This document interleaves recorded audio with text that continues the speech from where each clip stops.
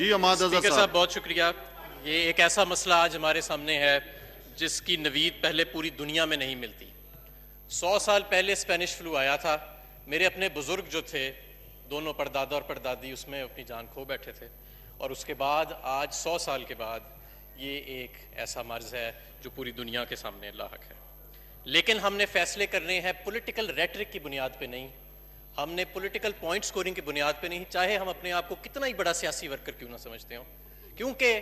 یہاں پہ جانوں کا اور روزگار جو ہے وہ خطرے میں ہے. ہم نے فیصلے کرنے ہیں انفارم ڈیبیٹ کے اوپر اور ڈیٹا کے اوپر. یہاں پہ سب سے پہلے بات ہوئی کہ یہ سمارٹ لاک ڈاؤن کیا چیز ہے, اور اس کا ایسے طنز کیا گیا کہ جیسے کہ یہ کوئی بڑی ہی احمقانہ بات ہے جو پوری دنیا میں کہیں نہیں ہو رہی. جناب میں آپ کی اطلاع کے لیے عرض کرنا چاہتا ہوں کہ جتنے اس وقت ترقی یافتہ ملک ہیں تمام کے تمام اکثریت اس وقت سمارٹ لاک ڈاؤن کی طرف جا رہے ہیں. ایسا نہیں ہے کہ انہوں نے آپ کی تقریر نہیں سنی, ایسا نہیں ہے کہ انہوں نے اگر آپ کی وہ تقریر سنیں گے تو وہ فوراً پلٹ جائیں گے. وہاں پہ فیصلے ریسرچ کی بنیاد پہ, ڈیٹا کی بنیاد پہ ہو رہے ہیں جیسے کہ ہم کر رہے ہیں. دوسری بات کی گئی تافتان کی کہ یہ سارا کچھ تافتان سے آیا. کیا امریکہ میں بھی تافتان سے آیا ہے؟ کیا ہندوستان میں بھی تافتان سے آیا ہے؟ کیا سری لنکا میں بھی تافتان سے آیا ہے؟ کیا چین میں تافتان سے آیا ہے؟ جناب عرض یہ ہے, جناب شاید ہی کوئی دنیا کا ملک ہوئے گا جو اس وبا سے محفوظ ہے, شاید ہی کوئی دنیا کا ملک ہوئے گا جو آج اس وبا سے محفوظ ہے. شاید کوئی پیسفک اوشن میں جزیرہ ممالک ہوئیں, میرا خیال ہے وہ بھی محفوظ نہیں ہے. وہاں پہ ہر ملک میں دنیا کے 200 کے قریب ممالک ہیں جہاں یہ وبا پھیلی ہوئی ہے. وہاں تافتان سے یہ وبا نہیں آئی. یہ وبا ایک جگہ سے نکلی جس کا نام ہے ووہان, چائنا کے اندر, اور اس کے بعد جس ملک میں بھی گئی ہے وہاں پہ اس نے جنم نہیں لیا, کسی نہ کسی وجہ سے کسی فورن سورس سے وہاں اندر گئی ہے. یہ کہ کسی جگہ ایک تھا کسی جگہ دوسرا تھا, لیکن بنیادی طور پہ آج پوری دنیا اس کی لپیٹ میں ہے. اس لیے اس ایشو کے اوپر پوائنٹ سکورنگ نہ کی جائے. یہاں پہ ایک اور بات ہوئی کہ لاک ڈاؤن جو ہے اس کو شاید ایسے شو کیا گیا کہ جیسے وہ اس کا واحد علاج یا علاج ہے. جناب ایسے نہیں ہے, لاک ڈاؤن اس کا علاج نہیں ہے. لاک ڈاؤن اس کی وبا کے پھیلنے کی رفتار کو کم کرتا ہے, اور کئی ممالک میں یہ بھی دیکھا گیا کہ جب لاک ڈاؤن کو اٹھایا گیا تو اس وبا میں دوبارہ پھیلاؤ آیا. تو اس لیے اس کو بطور جیسے جرمنی میں دیکھ لیں, سنگاپور میں دیکھ لیں, جاپان میں دیکھ لیں, اس لیے یہ کوئی میڈیکل ایکسپرٹ یا کوئی سوشل سائنٹسٹ یہ نہیں آج کہہ سکتا کہ اتنی دیر کے لیے آپ لاک ڈاؤن رکھیں گے تو یہ وبا ختم ہو جائے گی. ہمارے ملک کا مسئلہ یہ ہے کہ یہاں 25% سے زیادہ لوگ غربت کی لکیر سے نیچے بیٹھے ہیں. ہمارے ملک کا یہ ایک المیہ ہے کہ گیلپ نے ایک سروے کیا پچھلے مہینے, تو 70 لاکھ خاندان وہ کہتے ہیں کہ ایسے ہیں کہ جنہوں نے اپنے کھانے پینے کا جو راشن ہے اس کو کم کر دیا کیونکہ ان کے پاس اس وقت وسائل موجود نہیں ہیں. 2.5 کروڑ کے قریب لوگ انہوں نے ایسے کہا کہ وہ اپنے دوستوں سے, احباب سے قرضہ لے کے کھانے پینے کی اشیاء پوری کر رہے ہیں. یہ میں نہیں کہہ رہا, یہ گیلپ کا سروے کہہ رہا ہے جو پچھلے مہینے آیا تھا. پچھلے مہینے سے ظاہر ہے کہ اب 2-3 ہفتے گزر چکے ہیں اس سروے کو, تو صورتحال مزید خراب ہوئی ہوئے گی. جناب اسپیکر, یہاں پہ ہسپتالوں پہ بھی بات ہوئی, میں بہت زیادہ اس پہ نہیں جانا چاہتا, لیکن اگر کوئی بلند و بال دعویٰ کیا جائے تو اپنا ہوم ورک مکمل کرنا چاہیے. خیبر پختونخوا کے اندر 14 نئے ہسپتال اور ایمرجنسی ٹراما سینٹرز جو ہیں ان کا قیام کیا گیا, اور یونیورسل ہیلتھ انشورنس پاکستان کی تاریخ میں پہلی مرتبہ اگر کسی خیبر پختونخوا کے اگر کسی صوبے میں ہوئی تو وہ خیبر پختونخوا تھا. اس چیز کے باوجود کہ 2008 سے لے کے 2018 تک جناب اسپیکر, ڈپٹی اسپیکر صاحب, پاکستان میں دنیا کی one of the lowest per capita health spending رہی ہے, اور یہ ریفلیکٹ کرتی ہے ہمارے ڈیولپمنٹ انڈیکیٹرز کے اندر. آج یہاں پہ میل نرشمنٹ کو دیکھ لیں, آج یہاں پہ 70% آج آپ کا ہیلتھ کیئر پاکستان میں پرائیویٹ سیکٹر سروسز پرووائڈ کر رہی ہیں, 70%. تو یہ کسی ماضی کی حکومت کو یہ تمغہ نہیں جاتا کہ انہوں نے ہیلتھ میں بڑا کام کیا ہے. یہ آج آپ کے موجودہ اعداد و شمار ہیں. جناب speaker, Pakistan institute of development economics کا جو ایک پروجیکشن ہے وہ یہ ہے کہ اگر لاک ڈاؤن کو اس کی موجودہ صورتحال میں مزید آگے بڑھایا جائے تو بے روزگار افراد کی جو ٹوٹل جو ان کی قوت ہے اس میں 2 کروڑ بیسٹ کیس سیناریو سے 7 کروڑ ورسٹ کیس سیناریو تک یہ معاملہ آگے چلا جائے گا. جناب اسپیکر, ایس ڈی پی آئی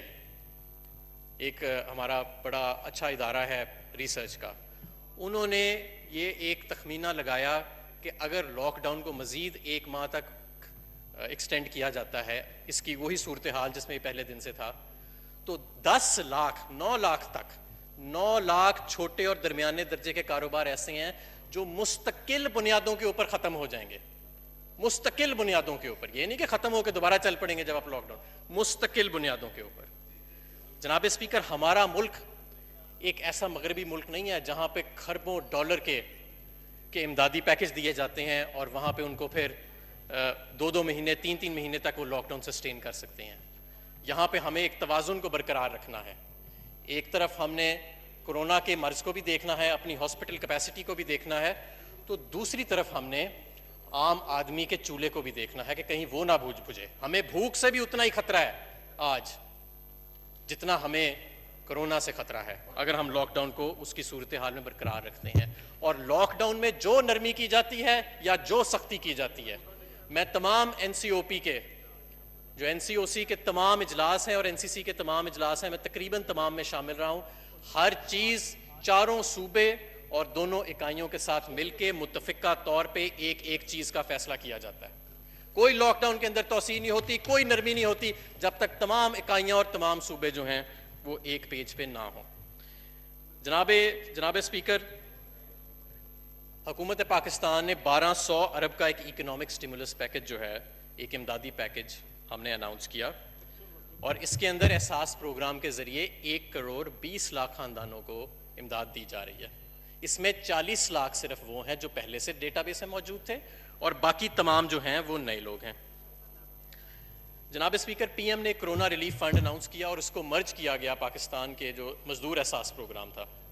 اور اس کے تحت ہم نے 75 ارب روپے مختص کیے ہیں. وزیر اعظم کی جو فنڈ ریزنگ ہے وہ اس کے ساتھ علیحدہ جوائن ہو رہی ہے. اور ہم یہ جو 1 کروڑ 20 لاکھ لوگ تھے، ان کے علاوہ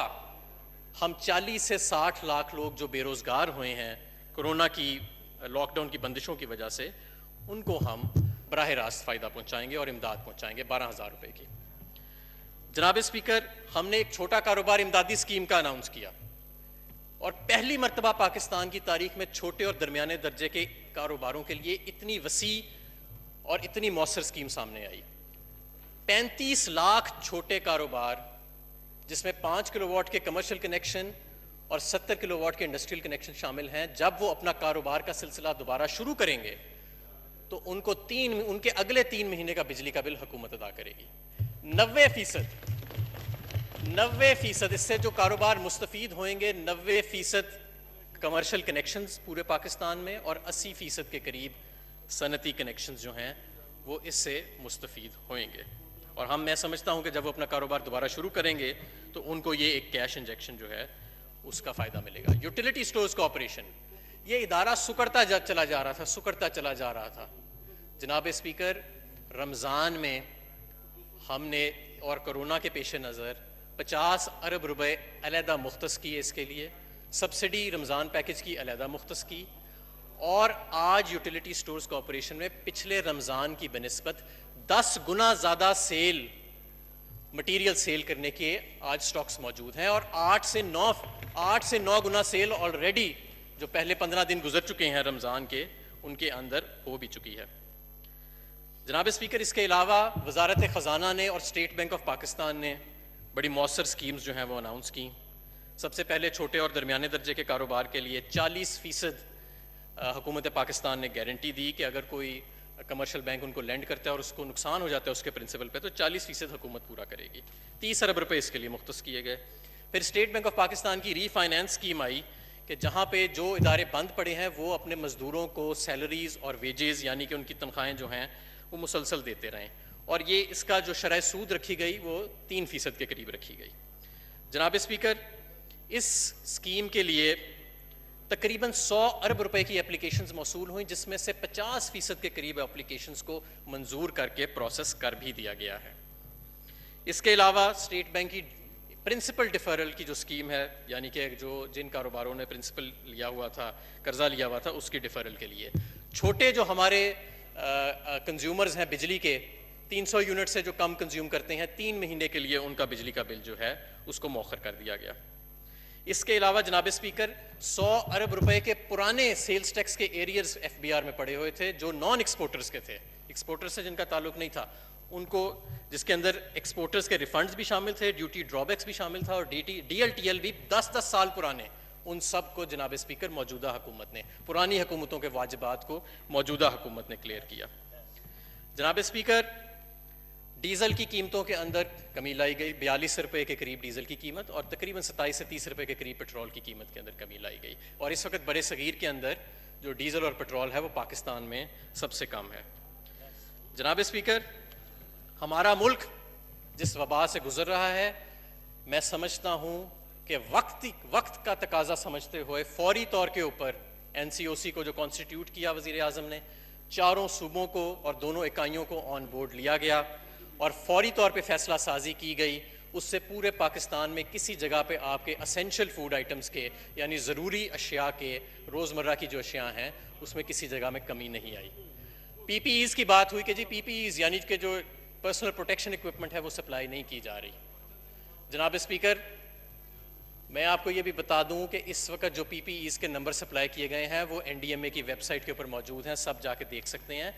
اور کیونکہ ہمیں بیچ میں یہ محسوس ہو رہا تھا کہ صوبوں تک تو یہ پی پی ایز پہنچ رہے ہیں لیکن آگے ہسپتالوں تک نہیں دیے جا رہے، تو وفاقی حکومت نے براہ راست ہسپتالوں کو تمام صوبوں میں اور دونوں اکائیوں میں پی پی ایز کی فراہمی کو شروع کر دیا۔ جناب اسپیکر، یہ جو وبا ہے ہم نے اس کے ساتھ ایک حکمت کے ساتھ آگے لڑنا ہے، ہم نے نہ مایوسی پھیلانی ہے اس ملک میں، اور جو مایوسی پھیلا رہے ہیں انشاءاللہ تعالیٰ وہ خود مایوس ہوں گے۔ یہ ملک بڑے بڑے سانے برداشت کر چکا ہے، یہ ملک بڑے بڑے کرائسس برداشت کر چکا ہے، اور ہمیشہ جب ان کرائسس سے باہر نکلا ہے تو پہلے سے زیادہ مضبوط نکلا ہے۔ میں آپ کو دعوے سے کہہ سکتا ہوں، میرا یہ ایمان ہے کہ ہم اس کرائسس سے بھی باہر نکلیں گے اور انشاءاللہ تعالیٰ پہلے سے زیادہ مضبوط نکلیں گے، ایک نئے پاکستان کے ساتھ، ایک نئے عزم کے ساتھ باہر نکلیں گے۔ اگر کوئی اس ہاؤس میں یا اس ہاؤس سے باہر کوئی خوف کی فضا پھیلانا چاہتا ہے، کوئی مایوسی کی فضا پھیلانا چاہتا ہے، تو انشاءاللہ تعالیٰ وہ مایوس ہوئے گا، وہ خود مایوس ہوئے گا۔ حکومت پاکستان نے یہ جو اقدامات اٹھائے، جن کی میں نے آپ کے سامنے صرف چند تفصیل بیان کی ہیں جو میرے شعبے سے تعلق رکھتی ہیں، جو این ڈی ایم اے نے کام کیا ہے، جو وزارت صحت نے کام کیا ہے، اس کے باوجود کہ صحت جو ہے وہ ایک ڈیوالوڈ سبجیکٹ ہے، اس کے باوجود وفاق نے اپنی ذمہ داریوں سے پیچھے نہیں ہٹے، اس کی تاریخ نہیں ملتی۔ ہندوستان میں دیکھیں کیا مس مینجمنٹ ہو رہی ہے، ہندوستان میں ذرا جا کے دیکھیں کہ اداریے کس طرح لکھے جا رہے ہیں ہندوستان میں، کہ کس طرح کا کیوس وہاں کے اوپر لگایا گیا، کیونکہ حکومت نے وہاں حکمت سے کام نہیں لیا، کبھی پورا ایک دم اکٹھے بند کر دیا، لاکھوں لوگ سڑکوں پہ نکل آئے، کبھی کچھ کیا، کبھی ریورسل کیا، کبھی کچھ کیا، لیکن ہم نے ڈیٹا کی بنیاد کے اوپر ہم جو فیصلے کر رہے ہیں، اور میں سمجھتا ہوں کہ اس کا ایک اچھا اثر جو ہے وہ انشاءاللہ تعالیٰ پاکستان میں آئے گا۔ یہ وبا جو ہے یہ بڑھ رہی ہے اور یہ بڑھے گی آنے والے دنوں میں بھی، لاک ڈاؤن کے باوجود بھی بڑھے گی، لیکن